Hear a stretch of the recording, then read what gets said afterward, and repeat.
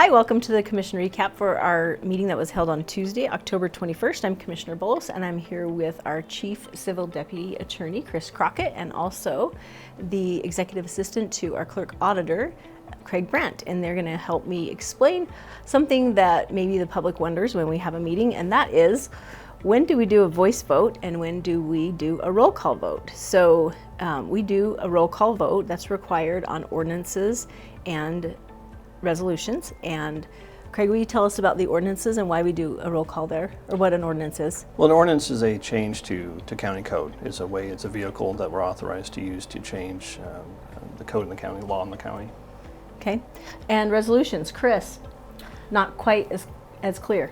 Well, yeah, they are different, and especially with county commissions, that you have both legislative and executive responsibilities. And so under the legislative responsibilities, when you're changing the law, that is the ordinance. But when you're actually taking action as an executive, making an appointment or enacting a law, you often do that through resolution. It's to express an intent and will of the commission.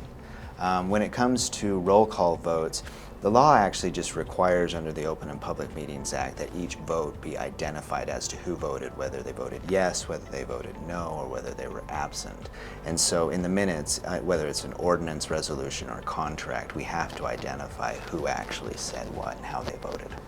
And I know that the discretion of the chair, some items that don't require that roll call, the chair can do a roll call. And Correct. Typically it's on a board that has more than 3 members. When you might not know if there are dissenting votes who said it, then the chair can call the roll on that if they'd like to. Especially important when you have electronic meetings. Right. To make sure that you hear and record what the person who's participating in the meeting electronically actually did when it comes to voting. Yeah. So just a little tidbit of information on why sometimes the chair calls for the vote and everyone votes at the same time versus when the clerk auditor's office calls for a vote individually. Thank you for joining us. We'll see you next time.